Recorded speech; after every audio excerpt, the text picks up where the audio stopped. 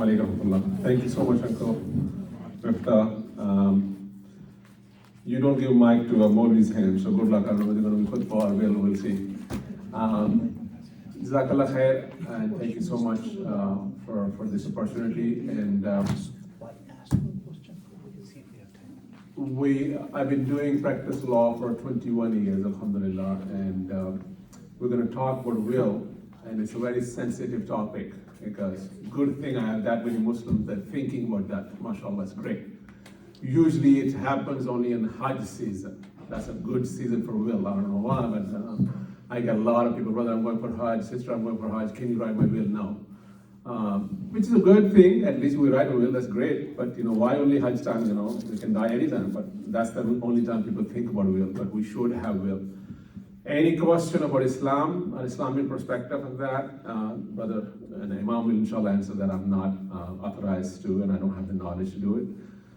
But when it comes to the law, whatever I know, and I have been doing for the past 21 years, inshallah, I'll try to answer. If not, then I will find an answer for you. Only one caveat, when you're asking question, don't say, I have 3 children, I'm filing divorce, but my wife is not happy. The moment you bring your own self into it, I'm not able to answer it because confidentiality. You can hypothesize what happened if the husband and we have 3 children, 1 house, something like that. But the moment you mention your own name, then it's confidentiality. I can't talk to you. You can ask me questions separately. I will answer. Also, whatever question you're asking me, and obviously it's information purpose, but there is no 2 + 2 4 in law. Otherwise, there would have been a software for us, and there's never going to be because about 80+% of Congress personnel are lawyer. So when they lose election, they come back to practice. So nobody gonna have a software for all professions. So therefore, every case scenario is specific. So I will go through general stuff, but if you have a specific question, feel free to ask me here. Also, I have intake sheet. So if I'm writing a will for you, this is usually I ask you to fill out in my office.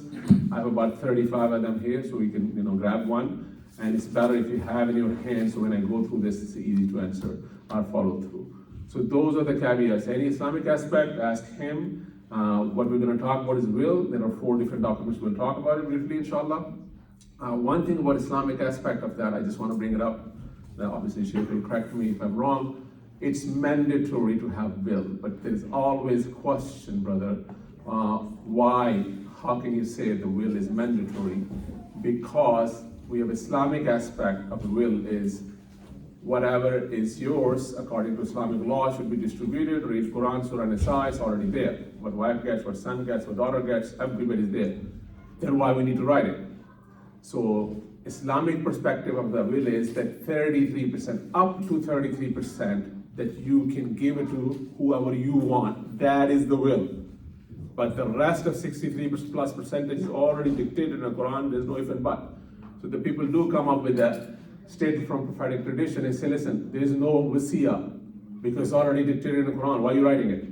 That's correct. But when you put hadith and Quran together, Quran tells you to make sure it's right and write it down. I think it's Surah Baqarah, is ahadakum al-maut, I believe ayah number 182 or 83. So it's mandatory to be written in Islamic. But people say in Islamic countries already written, but who's supposed to get what?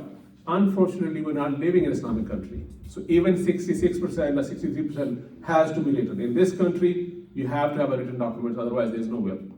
And that is a problem. So Islamic aspect, there's a caveat. Some brother, each time I give presentation, they say that, brother, there's authentic hadith. There's no wasiyah for the people, those who are going to inherit. That's Quran. I understand that, brother, but how do we implement here in this law, in this country? So you have to have a will for sure. What happens if you don't have a will? A lot of problems, because you're going to end up hiring lawyers to go through your assets, and then you need to find out how much is there, where is that, then it goes through probate laws, then they pay inheritance tax, and it's a mess.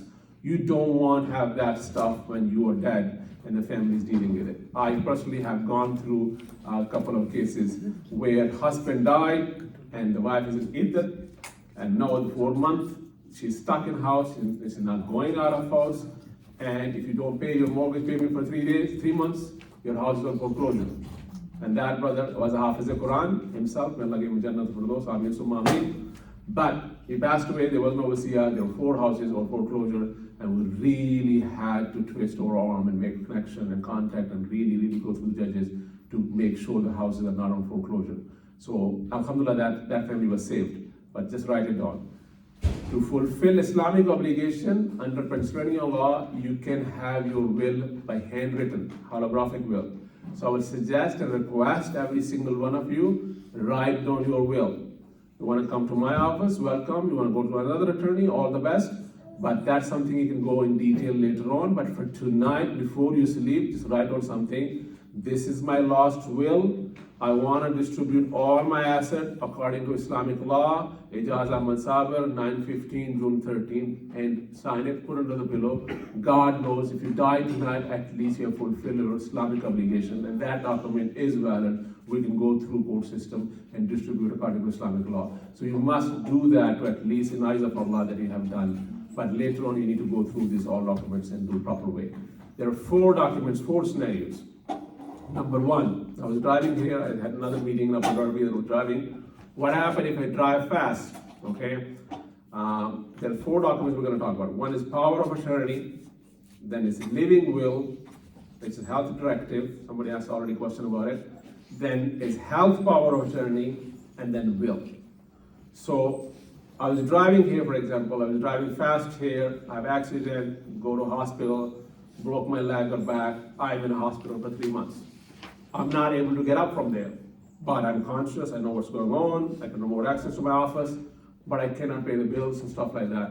My wife needs to, or my son needs to go to, or my daughter needs to go to bank and get money out and pay my employees. So that's one called power of attorney.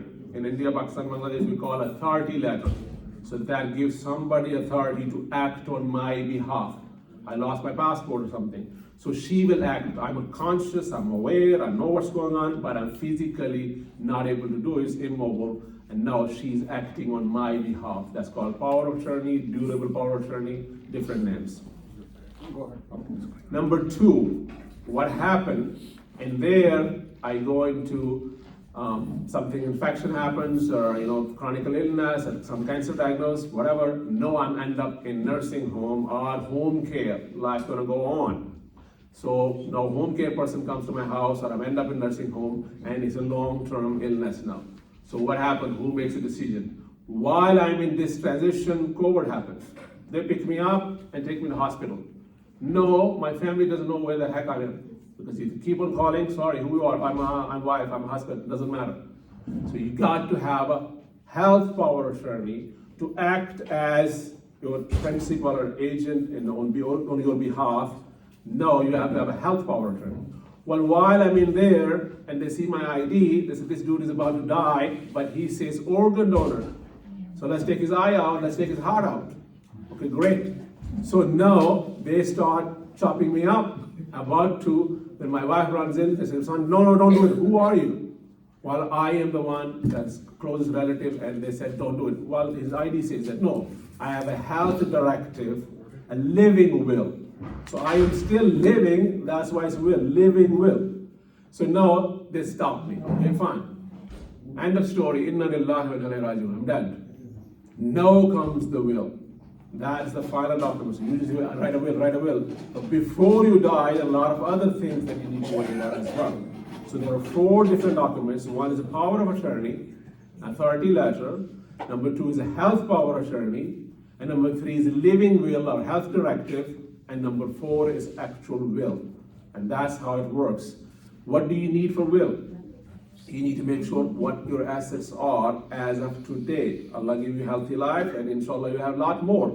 But as of today, you're supposed to have specific enough. This is my house address, this is my house I own with my spouse, these are my cars, these are my LLCs, these are my businesses, these are my bank account. How much money in the bank account? No, that doesn't matter. You just want to say, I have TD Bank, I have Santander Bank, Chase Bank, I have safety deposit box in an STN Bank. So give as specific as of today for 2 reasons. Number 1, when you're writing the will, you are specific enough that you know exactly how many assets are, where they are. And then also, in the will, the language say, upon my death. Obviously, you're going to get more houses, things are going to go, or maybe whatever you have, you're going to sell it. But later on, the kid's going to fight. Alhamdulillah, our community is at the stage that we don't have a litigation yet. But other states already been through this process. I think Virginia, the doctor, I left $40 million, and his daughter took the family to the court. Says, I'm getting only 33%, and brother's getting 67%. That's not fair. So that case was litigated. I haven't followed up all the way, but that happened there. Over communities, just barely the first generation, they were working hard, getting education, building houses. Kids are going to college, Americanizing now. Once they hit American society and spouses and stuff, that's where things are going to be litigated. I hope and pray it won't, but most likely they will. So for that reason, if your will is being litigated and kids start fighting, so one who is saying that daddy was not happy with me, or mommy was not happy, or my brother was always close to my dad and make him sign this one, my dad didn't, nobody was signing. This is specific enough, then your other sibling or your attorney can say, listen, he knew exactly what property was there, where was the bank account, how many this, so he knew exactly, or she knew exactly what to do, therefore this intent or document is valid. For that reason, as of today, what you have has to be as specific as possible. But you don't need to say $13,000 in ST Bank and $15,000 here and there. No, you don't. But at least you know how many bank accounts where they are. Because the idea is as soon you die, somebody takes these documents, let's say my spouse, she goes to Chester County, Montgomery County, registrar of will, pays the money, she becomes executrix. That's for women. For men is executor. So then she is stepping into my place, and then she can run the show the way she wants to, the way this documents tell you what to do. That's the way it works. There are a couple of things that you have 401k, you have insurance, life insurance, again, that's between Mufti and you, it's halal haram, I'm not getting into any of that stuff.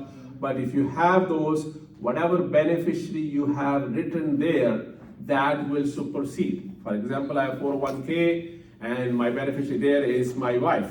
And then I have life insurance, my beneficiary there is my wife. And now in the will I said that, hey, if I die, my $1 million goes to my daughter.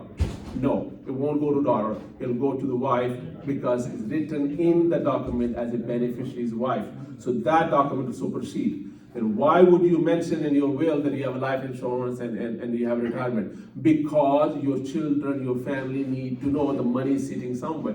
Because if MetLife or any New York Life or all those things, they are insurance company. They don't want to give you money. But plus, how do they know you died? So in the will, it's already mentioned what are the assets. So the people, those who are following your will, they can go and contact them. Yes, I am executor of so-and-so. I need to know how much asset is there. Plus, the family has to pay inheritance tax. So they need to accumulate all the assets wherever they are. So stocks, that will cover, personal property will be covered, real property means houses, building stuff, that will cover the will. Bank account will be covered under will, automobile will be covered. Life insurance, retirements, no. But you need to mention, yes, you certainly need to mention. People have personal stuff that they want to write. Again, I have seen in Indian culture, India, I'm in India before 1947, I'm from Kashmir. So for me, the India is like from Afghanistan till Bangladesh. So in Indian culture, that generally the mother say, I want to leave my jewelry for my daughter. Why? Because this is 22 karat from India, and my American boy dude gonna marry American girl, and he doesn't know 10 karat, 5 karat, so daughter knows what it is. So again, it's a specific thing. So there are certain specific things that you can specify in the will what you want to do. Then obviously you want to remember everything, so there is something called a residual clause. That if I did not address in a will, whatever is remaining stuff, it should go according to Islamic law. No, Islamic aspect of the will, as I said, may Allah protect from Kibr, Auzubillah. Alhamdulillah Rabbil Alameen, as Allah's blessing. I have consulted more than 11,000 clients in 21 years. And I find the hardest topic is Islamic will. After 21 years of practice, after over 11,000 clients, overall in my practice, it's the hardest topic. Why? Because Islamic aspect to it. And that's the key thing. You want to write according to Islamic law, but Islamic division and proportion is very complicated. You have one wife, 2 children, you have sibling, brother, father, mother, somebody dies, a new baby comes in, calculation changes. So what's gonna happen? You think you're not gonna have a baby now? No, okay, fine. What happened to the babies that we already have? One dies. So the calculation keeps on changing. So there are 2 ways to do it. Also, there are mazhab and fiqh issues. So some fuqaha have different divisions, and then we have Sunni Shia issues. There is a different division. So then people say, I want a will according to Islamic law. Okay, two ways to solve it. One, you sit down with your shajra, your family tree, with imam or sheikh or whatever fiqh you follow, and then sheikh sits down and says, this is the calculation gonna be, and then we attach and we incorporate that language into the will. Heads up, if somebody dies, calculation is gonna change. So how do we go around this? Because God give you long life. The idea is to protect your asset after your death, down the road, foresee how can we protect. That's the whole idea, that's the whole job for lawyer, to foresee in the future how to protect. So what we do is we say our will should be distributing our asset according to Islamic law at the time of death.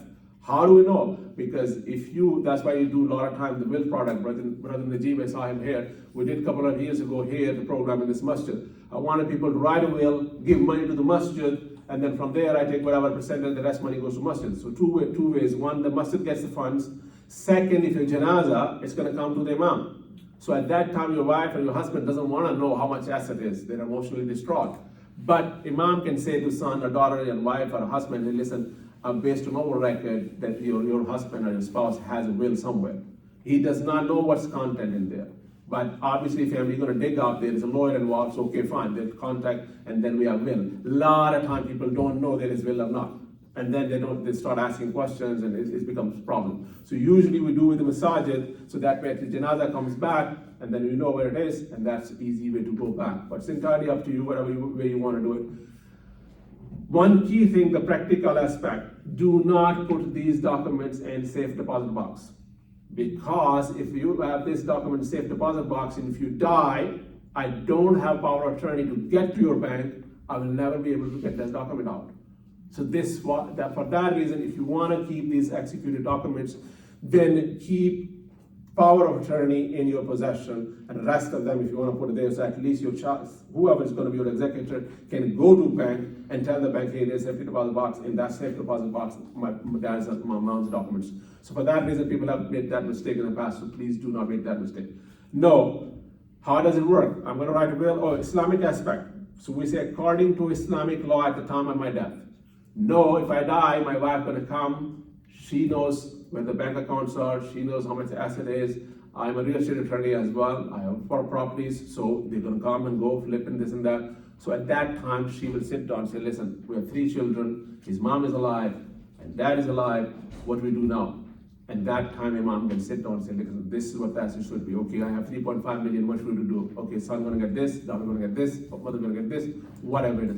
That's the best way to do it, because then we don't have to keep on adjusting. Somebody dies, then keep on adjusting. Somebody comes in, we keep on adjusting. That's why we use the language. Some people go very specific, say, I want all my assets to be distributed according to Islamic law and Hanafi school of thought. I have seen and I have done it. People, that's again, it's with your choice, your interpretation, but you can be as specific. But by saying according to Islamic law, that does cover, depends on your executor. I have tried unsuccessfully, but I'm working on it. Make dua for me that Allah give me tawfiq to have a fiqh council where we have a 5 mazahib. We have Hanafi, Maliki, Shafi, and we have Shia scholar to sit down. And when it comes to divorce, when it comes to child custody, when it comes to will, so the judges can get their opinion. So you have a litigation happening, and then we take that opinion and give it to the judge, and judges can incorporate that Islamic law in the final decision. It has been done in the UK, it has been done in Canada.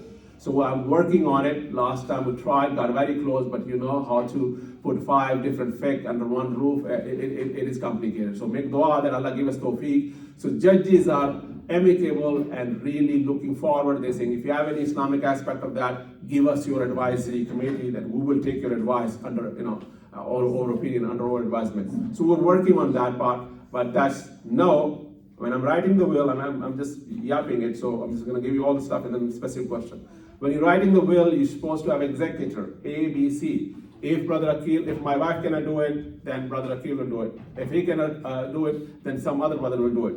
So, I'm sorry, mispronouncing. So, that way A, B, C. What happened to A person is going for Umrah or Hajj, and you're dead. Or A person is traveling. Or what happened to A person in the hospital? So you need to, A doesn't do it, then B, and B doesn't do it, then C. So make sure the people that you have, they're trustworthy. And that is the very key thing. Being a relative does not mean they're going to be trustworthy. And Prophet ﷺ said that, every ummah has fitna. My ummah's fitna is, anybody? Mal. Mal. So I have seen. Awlad and Mal is in the Quran ayat. Awlad and Mal are test. But Prophet ﷺ said that test to the extreme is Mal, dollars. I have seen people going to Umrah by stealing business partner, pizza store, $50,000, and then coming back, and when you try to mediate, they say, brother, I ask Allah for forgiveness. That was not Allah's money, that was an Abd's money. And Allah will tell you, and go back to brother. So I have seen it in my own eyes. But point is that whoever is going to be your executor, that person should be trustworthy. I have seen in the culture that, let's say Brother Mubarak, Dr. Mubarak here, I haven't known him for God knows 30 years now. Well, I want him to be executor. Well, guess what? He's going to down the road say, well, my son, didn't marry Ejaz's daughter, Ejaz's son didn't marry my daughter, you know what? That's where they're going to take revenge. It has happened. People just, not they're taking acid, but they're just dragging. They're just, coming with their own ideas and, fueling with the family and stuff. So for that reason, you got to have an executor who is completely trustworthy. In reality, is replacing you in front of your most loved one, which is your family. So that person doesn't have to be relative, but somebody. It doesn't have to be from abroad, because if they don't get visa with Uncle Trump, God knows they're going to make it or not. So for that reason, have to have somebody in the United States. That's a preferable. Close proximity, that's even better. So those are the things that you need to figure out first. Family, so my name, my wife's name, children's name, okay, that's fine. That's the basic. Then you have executor 1, executor 2, executor 3. There's something called guardians. So what happens if your children are under 18? The executor executing this, processing it, but you don't want executor to be guardian. It's just your good business partner, trustworthy for 30 years. But you don't want him to take the kids' day-to-day management business. They're going to go to school, not school, under 18. Who's going to make the decision on their behalf? Maybe you want to have a guardian, somebody else. So you have financial representative who's just going to deal just with finance. One executive can do all this stuff, so it's your choice. But there are 3-4 different responsibilities. You can pick 3-4 different people to do those things. If you made the will and things change, assets change, yes, you can change the will. But I do not want to have 2 wills. So, always think that you have the will and you made it everything, feeling not good, you're traveling, you know what, I want to change. You can handwrite, this is in addition to that will, staple it, but don't have 2 pieces of paper, because that will negate your will. If it's challenged, the kid's going to say, no, Dad said this is the new one, this is one. The judge is going to say, you know what, I got a scratch from both, I'm going to appoint somebody else. The whole idea was to have a family in peace. So for that reason, make sure you rip off the first one, or you say, this is my last and final will, all previous wills are hereby no longer in existence, whatever language you want to use. We just want to make sure your intent is clear. It will only come out if executor is not trustworthy, then we have to go to court, say executor is stealing, or your kids start fighting. Other than that, this document will never come in public eyes. Nobody will know what is in there. So for that reason, you want to make sure it's as specific as possible. So 4 things: power of attorney, authority letter, gives authority to other person to act on my behalf, go to bank, sign contract, buy house, sell house, make my passport, pick up money, give salary. So first thing, power of attorney, durable power of attorney, whatever you want to call it. Number 2, health power of attorney. Everything except health. You just deal with my health. Give it to somebody who has health background in your family. Doctor, nurses, those people, they know what to do. So give it to that. And then we have health directive or living will. Before they start chopping me up, are they going to resuscitate me? Are they going to keep me on machines? Am I brain dead, not dead? What do we do? So those are called health directive. And then final one, inna lillahi wa inna ilayhi raji'un. That's your final will. In that will, you got to have a specific information as much as possible. Your name goes, your spouse name goes, your children names, your executors, and personal representative, guardians, they should be there. As many assets you have, make sure you incorporate in there. Last thing, whatever you have in India, Pakistan, Egypt, Morocco, does not cover here. because this judge will act on what they have jurisdictions. The judge in Montgomery and in America will enforce American law. It does not enforce India and Morocco or Pakistan law. Do you want to mention that? It's fine, but maybe have a separate document for that. Have a conversation, active, live conversation with your family. If we die, what happens? A lot of time in my own family, I have a concern, I believe my dad or my brothers, accidentally they put an organ donor. And my mom said, no, we don't want to donate. So we had a debate about it, but then we have to change about it. What are we going to do about it? Let's decide it. But you want to talk in front of your parents, Dad, when are you going to die? What do you want to do? Really? You're looking for my house? You're going to retirement? What's going on? What are we waiting for? So for that reason, it's very hard. But it's best to have a conversation now. We don't want to deal with it because of respect. Ask uncle, auntie, somebody else involved. But God forbid if dad dies tomorrow. What are you going to do now without will? So this conversation should happen because it's a part of our deen and it's mandatory. We run around the month of Ramadan and we do extra ibadah. Why? Because Quran told us where Ya ayyuhallazina amanu kutiba alaykumus siyama kama kutiba alal ladzina min qablikum la'allakum tattaqun. Ayah 183 Surah Baqarah. It's prescribed, it's mandatory for you the way it's written for previous. 2 ayah above, same word is used. Allah has kataba, Allah has written mandatory procedure. So you can't pick and choose Quran. It's mandatory to have will. You want to come to me? Welcome. You want to go to some other attorney? All the best. But at least write it tonight. May Allah forgive us. If we die tomorrow, we don't have it. I'm sorry. You shouldn't have come to session, but you did come, no, you followed. Any question now? This one. Just hold on, please. Oh, there you go. You did. We will go from this one But- and then entertain from the audience. Okay, no problem. But does anybody have any Islamic aspect? You want to talk about Islamic aspect of it? Sure. Okay, this one. You gonna read it? So I'll read the question. And make sure that your question is according to will and not go for one page of questions. Sometimes you go on and on and on. We have very limited time. So if you want to go first, you can go first. You go whatever you are going to say. You are going to So say. what we'll do is we'll do the questions here first. From the Islamic perspective, I know a few people have come to me previously with specific scenarios mentioning family relatives and so on and so forth. I think that's better addressed afterwards since they get very specific situations. And we can focus more on the legal aspect here, inshallah. Does this sound good? So what I'll do is I'll read the questions. After we're done with these, then we'll go open arrow. So the first question, it says, please explain IRA distribution, etc. Oh, jeez. I'm the only, again, I'm in Kashmir, so I say myself, I'm the only Indian guy who does not know anything about math. That's why I'm a lawyer. My wife is doctor, my brother is doctor, his wife is doctor. So this IRA is financial issues, financial stuff. What I understand is these are, again, related to the accounts that you have with finances. What are the beneficiary dictation there? If that account has a beneficiary dictation that after your death, money goes to who? And that's going to be the issue. Whatever beneficiary is written there, that will supersede for the will aspect of it. If the question related to how much money is there, what it is, that comes to Islamic distribution. That's something the brother will answer. But in IRA, retirement, life insurance, annuity, all those things, the way you have a beneficiary dictated in the document, that beneficiary supersedes. So I would suggest that have alternative beneficiary there too. If I die, it goes to my wife, wife dies, son dies, daughter dies, nephew. So A, B, C, D, God knows. If we all die at one time, Allah, on Eid, family dies. So you have to have 1, 2, 3, 4. So whoever is beneficiary there, that will supersede. If Bill has completely different, you say, I want to give all my IRA account to Devon Mustard. Sorry, it won't work. Because beneficiary need to be changed in there. I hope I understood the question. That's the way it is. That question was from me. Oh, and, okay, then clarify.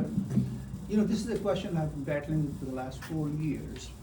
I've spoken to different experts and nobody has been able to give the answer to my satisfaction or to, I guess, anybody's satisfaction. IRA is a tax-deferred entity. You know much more than I do.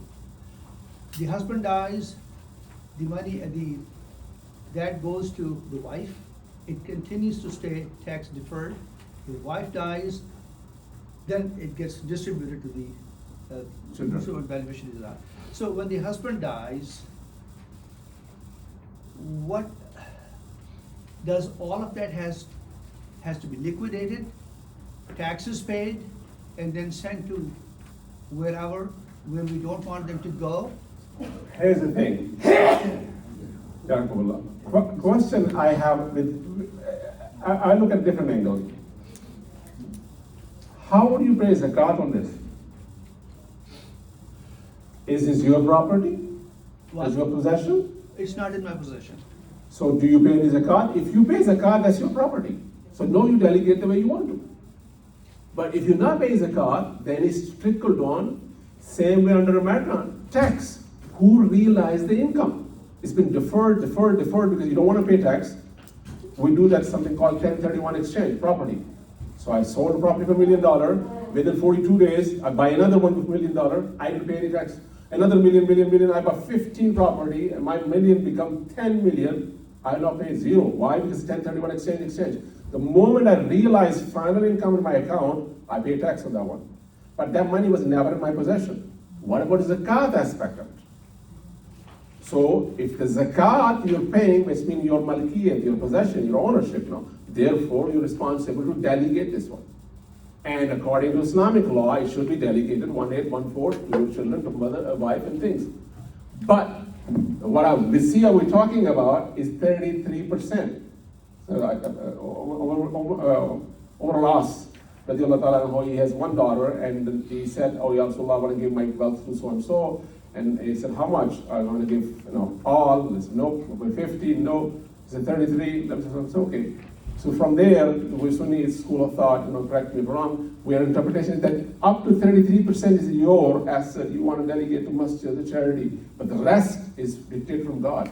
In this scenario, if you have it's your possession and your control, you need to pay zakat. No, you delegate how you want But to do you it. don't. IRA, you don't have it in your custody. Then in the will, you have to write, then your wife has to will. So you write a will, whatever my assets, and then my problem is that if this is like money sitting there, it's going to belong after your death to somebody, right? Wife. So that's what the law says, IRA goes to the wife. That's what the law, and it continues to stay there, tax deferred. Maybe I should make an appointment, talk. No problem. No, I'm trying to understand, to be honest with you. I'm trying to figure out. Let's talk about after this. I don't want to hold up, but we'll talk about it because that's a very good question. It's the first time I'm handling this, but my concern is that money is sitting there, and in eyes of Allah, it's your malkid, you're responsible, but you left for your wife. So there's a simple solution is another alternative that our Shaykh will correct me. Something called hiba, give gift. So are you giving to your wife gift while you're alive? You really can't because you are not In possession, right? right? You're not in possession. Let's hold this one and we'll Okay. talk about it. We'll Thank come you. back to this one, but go ahead. Okay, so the second question was about burial. I think burial, we have a janazah committee here, and you can speak to us about it. It doesn't really pertain to our subject. It said, how are Muslims buried in the USA?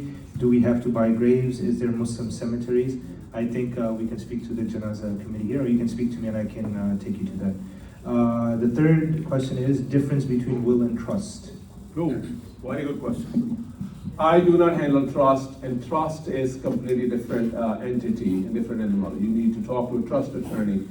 What is the difference among the will is that when I die, asset goes to whoever I want to, it's already been dictated. Trust, while you're alive, you are making somebody else trustee. So this is my house, I made him trustee for my children's benefit.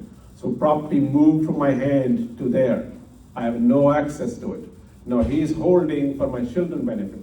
So this is a trust, but there are so many different categories of trust, revocable or irrevocable, reminders, because I want to give, in the instruction there, I want to give it to my daughter. I have Sarah, she's a 7-year-old.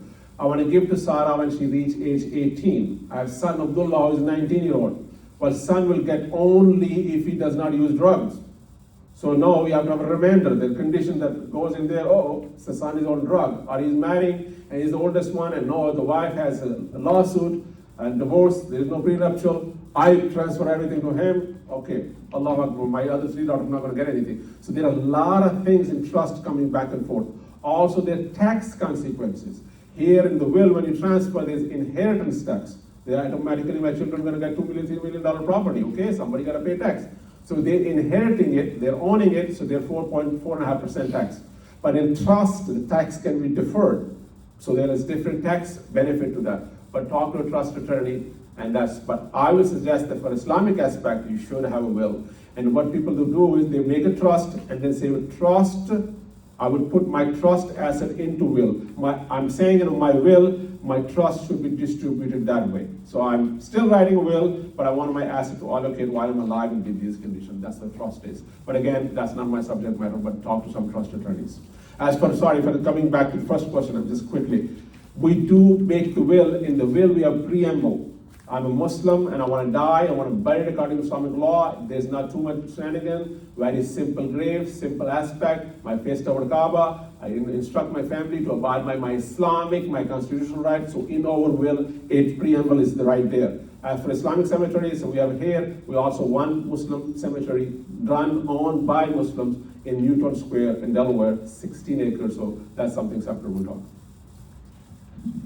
The next question is, for a family that does not have any relatives in the States, how can they write a will that will protect their kids' wealth?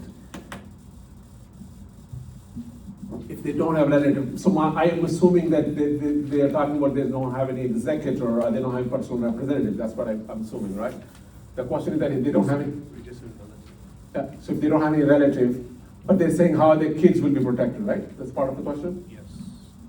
Yeah, protect the kids' wealth. Okay, so my assumption is that my wife and I here, we have 4 children, but I don't have any relative. But I want my assets to be, that's your question? Yes. Okay. The kids all minors, and you want to make sure everything transfers for them safely. So You need to choose the executor, because if you die, your wife can be executrix. She'd have her own will, she dies, you're executor. But if you both die, you gotta have alternative executor. So God forbid you go for Eid or Iftar, accident happened, you both die, then who take care of children? That is executor, personal representative, guardian, those are the things that I talk about. So you're gonna have A, B, C, try to look for somebody. If nothing, then ask a mom to do it. So somebody can do it. So you have to have that alternative. I'm sorry, I'm gonna go through this one and I'm sorry, they're the one running the show. Follow up. Sorry, number 5, how much does it cost to get lawyers to do your will? And will it be valid? Very good questions, and it depends who's asking, and we'll answer that separately. It depends how complicated the document is, because how many assets are there, what you're instructing us to do, what are you making right, are you asking to write all 4 documents, and then the question is that a wife has, you have a joint house. One thing, a side note, those who have a house and they're living happily, happily married, please, if you guys are happy, Allah keep you happy, Ameen summa Ameen, add your spouse name. Because husband has a house, add wife on there. If wife has a house, add husband there. Because if you are together and house is together and you are not divorced or you're not dead, then that house become house deed by entirety, which means the debtor, creditor, nobody can sue and attack that house. So for that reason, your primary house, everybody has it, try to have it together, add wife's name and husband name, so that will be protected for that reason. As for, let's say, in that house, you added your wife to protect your worldly asset, and that's the only thing wife or husband is on the house. The rest, you running the business. I'm sorry, no, you have to make a will for that spouse too, because spouse owns 50% of their asset now. So are we doing all 4 documents for spouse as well now, or just the will? So for that reason, independent, it's complicated. So be prepared, because that will be the best investment you'll ever do. My thinking is that whatever we charge, I give money back to the masjid. So I would say if we're doing 8 documents, about $1,500. And then money goes to masjid. 50% comes to us, 50% goes to masjid. But again, if you don't have money and you cannot do it and cannot afford it, work with me, inshallah, make dua for me, we'll work with you. But again, I won't do completely free, because then you abuse it. Do we need to specify how to share it up or split up, I'm assuming, the assets after one passes in the will? Do we need to specify how to split up the assets after one passes in the will?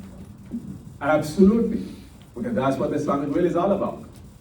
So you're gonna have to specify how you're gonna do it. I personally, as I told you, this is a very complicated topic. I'm struggling. I have 3 daughters, alhamdulillah, I have Fatima, Aisha, Sarah, and Abdullah. According to Islamic law, the daughter's gonna get what? And son's gonna get what? No, Islam is Islam. But problem is that if you look at Islam only one aspect, not overall picture, it doesn't make sense. But Islam has to make sense because if you look at overall, the female husband, she can get from husband, she can get from son, she can get from the brother, she can get from father, and whatever she's making, she's a millionaire. We should cut this one. She's not to pay a penny to her husband, 0. So whatever she earned belongs to her. So you look at Islamic aspect, she's way ahead of it. She doesn't have to pay anything, she doesn't have to do anything. Whatever she earns belongs to her. And when somebody dies, she gets 4 different venues. The son has to run the show, take care of emotionally. Qawwamun ala rijal, ar-rijalu qawwamun ala nisa. That qawwamun means not to have a second wife, third, fourth wife. Qawwamun means that you stand up emotionally, financially, and take care of them. So no, he has to run the show. No, he's going to get 67%. Yes, because he's been paying the bills, he's been doing all this thing. So what do you do in that kind of situation? So you say, according to Islamic law, Bismillah, if your children are well versed with Islam, they will accept it. There's an alternative. Give your daughter's gift while you're alive. And then you say, according to Islamic law. And everybody gets pretty much equal. Because they got 1, 2, 3 houses, my son didn't get any house. But when I'm selling and my will comes into effect, my personal house is $2 million. Well, when they just split, everybody getting 400,000. So this is the way to get around it. But at the end of the day, your niyyah, because you're going to stand in front of Allah to answer, and with the people, those who have a knowledge. And so Allah, He's the one who told me. I don't know, but I asked Him. But that's the way it works. But it has to be distributed specifically. That's what Islamic will is all about. If it's not specific according to Islamic law, then it's not Islamic will. So people do make regular will as well. I don't have all Muslim friends. If a husband and wife own a house together, and then one of them passes away, how will the house be handled for the heirs? Will it be from the husband's side, or will the wife's side included? I already answered that. And again, you need to decide that which way you want to know. But my house, if I die, I want to say according to Islamic law. There's also an issue. My wife is a doctor. She makes mashallah a lot more than me. And then she said, what about the house? So I said, fine, these are yours, these are yours, these are children's. So when I die, everybody's getting enough. So that's the way we have a house together. So if I die, I have only 50% share of it. Then my 50% goes to according to Islamic law. So other 50 belongs to her. If we both die, it goes to children. She dies, come to me Islamically. So that way, again, whatever is your asset, distribute according to Islamic law. It's a 50% house. Whatever you have share in LLC, 1% in one LLC, 10% other LLC, 50% other LLC. Whatever is your share, wherever your asset is, Allah has given you risk. You're responsible to adhere to Allah's law. If both parents die and the beneficiary is not mentioned, how will the assets be protected or handled? 2 things. If there is will, the beneficiary will be protected. Why? Because husband, wife, I die, my wife died, but everybody in the community does know that they have son. But when I wrote the will, I was too busy and didn't realize it, and the child was born later on as my only child. So in my will, say, according to Islamic law, it should go to my family member. While when I was writing, I did not stipulate the child because I didn't have it. But when I die, my wife died, we died together, whoever is executor, come to Imam. Say, listen, Ejaz asset need to be according to Islamic law. You will know in a community Ejaz has children or not. So that will be fulfilled because executor will act on the will and go to the judge, say, hey, son's supposed to get, daughter's supposed to get here. This is the daughter, the birth certificate will reflect that. So if it's not written there, obviously still you can manage. Question is that if you don't have a will, what they get? That's a messy part. So please have a will. Does a will written in Pennsylvania apply in other states? Yes, absolutely. But your assets are in Pennsylvania, so your, again, law of distribution has to be here. But when you talk about Islamic law, it's pretty much, it will be accepted. But question is that if you sit in Pennsylvania and you write a will for California, I'm trying to figure out if you're living in Pennsylvania, asset is in Pennsylvania, it's going to be valid. But tomorrow you move and you to California and you sold all the property here, and the will still says, according to Islamic law, no, it's Californian, still will be fine. But Only difference will be the tax consequences. How much California inheritance tax, we don't know. What's the trust there, that's no. But you said Islamic law, because your wife is still your wife, your husband is still your husband, your children are still your children, your assets, accounts are still there, so it's fine. Is the beneficiary of an IRA gets full access to it, or is the IRA also subject to Islamic law? Again, I'm so sorry, what I don't know, I don't know. I need to figure out, maybe I need to talk to some scholars, because again, it's early question, deferred, who has the realization of the money? So whoever is getting benefit has a responsibility to Allah. So if I'm not getting benefit, and you go to my wife, she will be responsible. She dies, goes to children, they are responsible. Whoever reaping the benefit of money, they're supposed to take this as an asset to be distributed according to Islamic law. And that's what my understanding from the feeling itself is, but we'll probably have to ask some expert on this area of law. I'm not expert on this, I'm sorry. So this is the last written question, and then we can take. I already answered You that. already answered this? Okay, so I think we're good. You had a follow-up question, so let's go with you first. Follow. Can the executor charge fee for his service? Yes, executor can charge fees. In our will, we usually say that executor does not have to charge because executor is your family member. Also in a will, certain counties require you to post a bond, because how do we know that I'm executor for his wealth, I'm gonna steal his money? So a lot of times judges say, put some money in a hold that you're not gonna steal, so we can have, so we waive that stuff in a will saying, I don't wanna have a bond posted, so that way brother Imam can do free execution of my will. And executor, again, it's your friend, depending on how they wanna steal from you after your death. But can you specify the amount, or how it is managed? I have my friend, he is my executor when I die. So how you will manage the fees and stuff? I never, in 21 years, never stipulated how much executor I'm gonna get. Because question is that I am leaving my wife, my children, after Allah's hand, in his hand. So if he's gonna nickel dime and I'm gonna get his salary first from there, maybe I shouldn't have that person as executor to begin with. So for that reason, I never in 21 years, nobody ever specified what executor I'm gonna get. But person that choose, that's up to them. Go ahead. My understanding, I have $100. I can only decide who gets the $33 and the rest has to be according to Islamic law. Absolutely correct. The question is that if I have $100, when we're talking about Islamic will, we're talking about $33. 67 is Surah Nisa. Correct. Under American law, no, it's incorrect. Under American law, the 67% is not going to be decided either unless it's written.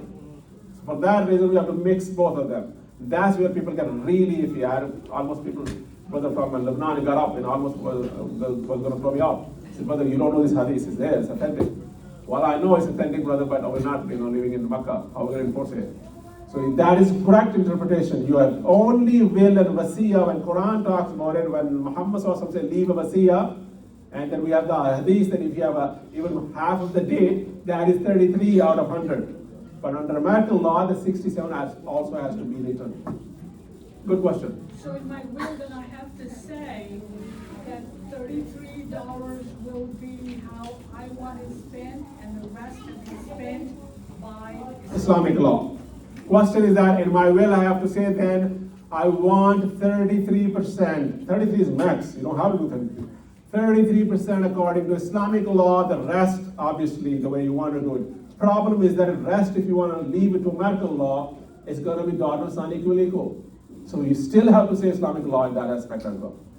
Okay, he has a question first. Excuse me, if I own a house and I said, this house for my little girl or my little boy, if I have like 4 or 5 kids, but I need this house to go to one of my son. That, if I say that, and even if I write it down and I have a witness and everything, in Islam, they call la wasiyya li waris. That's what we've been talking, sister.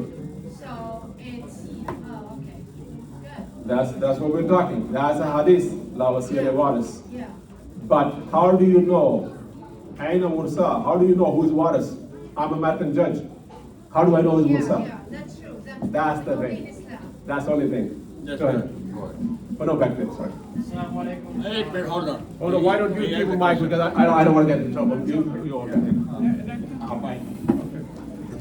Come in the mic, please, everybody can listen to You it. can repeat the question. That's okay. My question is, the will is from husband and wife, it's one will. If husband dies, the wife has to follow the same will or she can change it? Question is a husband and wife will, and if husband dies, and they have one will, if husband dies, the wife has to follow husband's will? That's the question? Yes. You can't have one will. You cannot. Because the house is owned by both of you, 50-50. You said my asset, house is $1 million. Your asset was only $500,000. So $500,000 according to Islamic law. That's the only discussion you have. So she has to follow up only $500,000 your asset. What happened? Wife doesn't die. What happened? Wife marries again. What happened? She invests her $500,000, another $3 million. So therefore, she has her own asset to be responsible. So she will follow your will because you have your asset to dictate. She has to have her own will because she has her asset to be dictated. You have to have two wills. Two wills, definitely two wills, because they're two assets. One my personal experience. No, we're not going to talk about personal experience. Sorry. Go ahead. You talked a lot about assets in a will. What about liabilities? Should the brothers and sisters be thinking about putting their liabilities into a will and how that should be dealt with? Excellent question. Again, I wish I would have brought the sample will. In the will, very first things talk about that this is my final will, and I'm writing under no influence, drug, undue influence, nothing, and I'm sound mind, 18-year-old, I know what I'm doing, blah, blah, blah, and this is my last and final will. And then the very first thing is preamble. I'm a Muslim, according to Islamic law, I should be buried facing Kaaba, this. And then third section is all my debt must be paid in advance. You know the martyr, the shaheed, will not go to Jannah. He even gave the life because of the debt. So that is the very first thing addressed. All my debt, even the debt for the grave, the cemetery, that costs money. All my debt, the mortgage, student loan, all need to be paid first, then will comes into effect. Very good question. Again, we're trying to do Islamic way. How can we have Islamic way and that's not paid? Anybody else? Any sisters, please? Oh. So let's do this. What we'll have is we have our potluck food in the back. Sisters can go first and brothers can go after. If you have specific questions for Brother Ejaz, you can come and you can either let him eat or you can give him more questions. Jazakumullah khair. And of course, thank you Brother Ejaz, Jazakallah khair, for taking out the time for coming. May Allah subhanahu wa ta'ala reward you and grant you success and bless you and your family. Ameen.